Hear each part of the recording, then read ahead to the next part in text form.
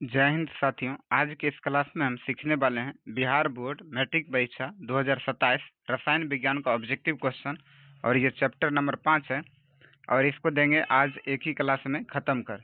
तो चलिए बिना देर किए हुए आज के इस क्लास को करते हैं हम शुरू। मेरा पहला प्रश्न कहता है, आधुनिक आवर्त सारणी का आधार क्या था। आधुनिक आवर्त सारणी का आधार जो था वो परमाणु संख्या के आधार पर आधुनिक आवर्त सारणी को सजाया गया था।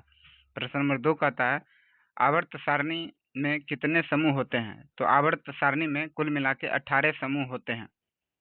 प्रश्न नंबर 3 कहता है, आवर्त सारणी में कितने आवर्त होते हैं। आवर्त सारणी में 7 आवर्त होते हैं। प्रश्न नंबर 4 कहता है, एक ही समूह के तत्वों में क्या समान होती है। एक ही समूह के तत्वों में क्या समान होता है। तो संयोजक इलेक्ट्रॉन समान होता है। क्या समान होता है। संयोजक इलेक्ट्रॉन समान होता है। प्रश्न नंबर 5 कहता है, आवर्त में बाएं से दाएं जाने पर क्या होता है।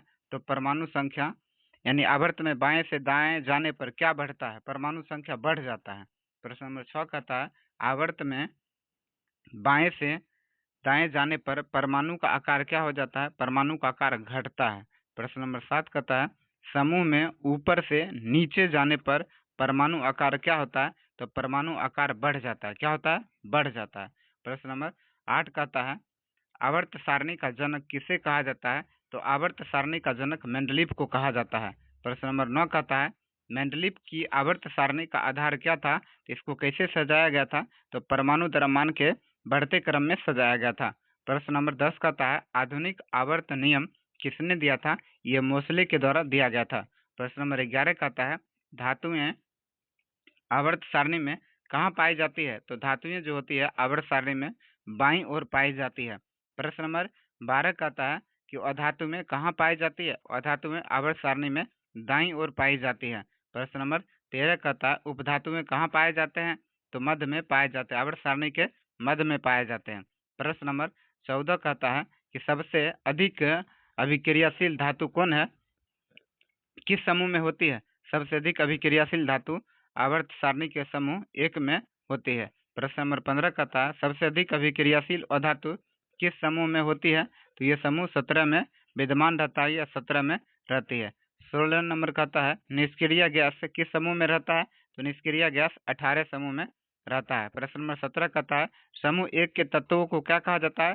समूह 1 के तत्वों को क्षार धातु के नाम से जाना जाता है। प्रश्न नंबर 18 कहता है, समूह 17 के तत्वों को क्या कहा जाता है। हेलोजन तत्व के नाम से जाना जाता है। प्रश्न नंबर 18 कहता है, समूह 18 के तत्वों को क्या कहते हैं। समूह 18 के तत्वों को निष्क्रिय गैस के नाम से जाना जाता है।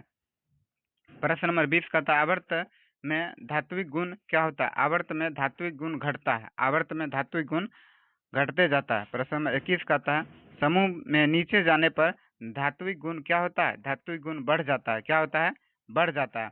प्रश्न नंबर 22 कहता है, इलेक्ट्रॉन ग्रहण करने की प्रवृत्ति को क्या कहते हैं। इलेक्ट्रॉन आत्मीयता कहते हैं। क्या कहते हैं। इलेक्ट्रॉन आत्मीयता कहते हैं। प्रश्न नंबर 23 कहता है, इलेक्ट्रॉन खोने की प्रवृत्ति किसमें होती है। तो धातु में इलेक्ट्रॉन खोने की प्रवृत्ति होती है और अधातु में इलेक्ट्रॉन ग्रहण करने की प्रवृत्ति होती है। प्रश्न नंबर 24 कहता है, सबसे छोटा परमाणु कौन सा होता है। तो सबसे छोटा परमाणु हाइड्रोजन होता है। प्रश्न नंबर 25 कहता है, सबसे बड़ा परमाणु किस समूह में होता है। सबसे बड़ा परमाणु जो होता है वो नीचे के समूह में होता है। प्रश्न नंबर 26 कहता है, आवर्त में दाएं जाने पर इलेक्ट्रॉन आत्मीयता क्या होती है। तो ये बढ़ती है। क्या होती है। बढ़ती जाती है। प्रश्न नंबर 27 कहता है, आयनीकरण ऊर्जा क्या है। आयनीकरण जो ऊर्जा है वो क्या है। इलेक्ट्रॉन निकलने की ऊर्जा होती है। क्या होती है। इलेक्ट्रॉन निकलने की ऊर्जा होती है। प्रश्न नंबर 28 कहता है, 28 नंबर, समूह में नीचे जाने पर आयनीकरण ऊर्जा क्या होती है। ये घटती जाती है। क्या होती है। घटती जाती है। प्रश्न नंबर 29 कहता है, आवर्त में बाएं से दाएं जाने पर आयनीकरण ऊर्जा क्या होती है। आयनीकरण जो ऊर्जा होती है ये बढ़ती जाती है। क्या होती है। आयनीकरण ऊर्जा बढ़ती जाती है। प्रश्न नंबर 30 कहता है, संयोजकता क्या है। संयोजकता जो होती है संयोजक इलेक्ट्रॉन की संख्या को ही संयोजकता कहते हैं। प्रश्न नंबर 31 कहता है, एक समूह में तत्वों की संयोजकता कैसी होती है। समान रहती है। प्रश्न नंबर 32 कहता है, आवर्त में संयोजकता कैसी बदलती है। आवर्त में संयोजकता बढ़ती है इसके बाद फिर से घटती है। प्रश्न नंबर 33 कहता है, निष्क्रिय गैस की संयोजकता कितना होता है। निष्क्रिय गैस की संयोजकता 0 होता है या 8 होता है।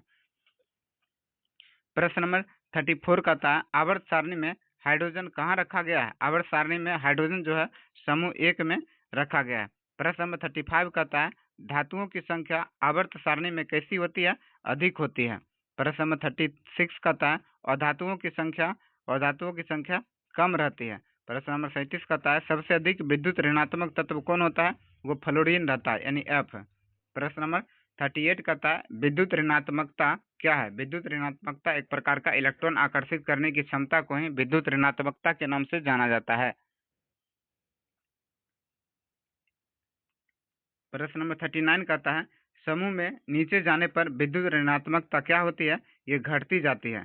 प्रश्न नंबर 40 कहता है आवर्त में दाएं जाने पर विद्युत ऋणात्मकता क्या होती है, ये बढ़ती जाती है। प्रश्न नंबर 41 कहता है क्षार धातु में कितनी संयोजकता वाली होती है, तो एक संयोजकता वाली होती है।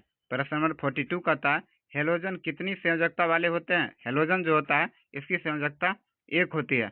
प्रश्न नंबर 43 कहता है निष्क्रिय गैस से क्यों अभिक्रिया नहीं करती है, क्योंकि यह पूर्ण बाह्य कक्षा में रहता है। यानी कह सकते हैं कि इसमें जो ये तत्व जो रहता है अस्थायी प्राप्त किए हुए रहता है, इसलिए ये निष्क्रिय गैस के नाम से जाना जाता है।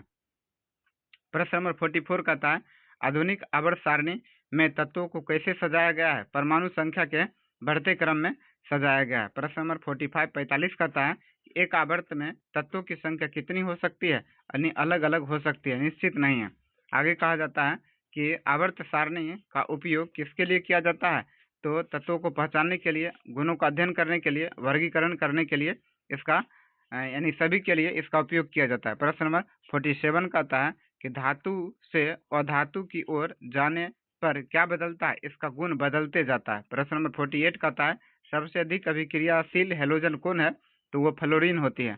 प्रश्न नंबर 49 कहता है सबसे कम अभिक्रियाशील हेलोजन कौन होती है, वो आयोडीन होती है।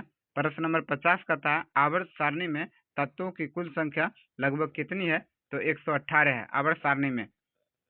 अगला प्रश्न अब देखिए, अगला प्रश्न नहीं है, यानी ये रसायन विज्ञान का चैप्टर 1, 2, 3, 4 और 5 जितना भी रसायन विज्ञान का चैप्टर था, प्रश्न नंबर यानी प्रश्न कहते हैं यानी 5 चैप्टर हमने आपको यूट्यूब में फ्री करा दिए हैं, यानी फ्री में उपलब्ध करा दिए हैं। यदि आप लोग को ये वीडियो अच्छा लगता है तो अपने दोस्तों को भी शेयर करें, और ये चीज़ कैसा लगता है आप कमेंट बॉक्स में अपना राय अवश्य दर्ज करेंगे, ताकि हमें भी पता चलेगा कि ये कैसा लग रहा है आप लोगों को। तो वीडियो देखने के लिए बहुत बहुत धन्यवाद।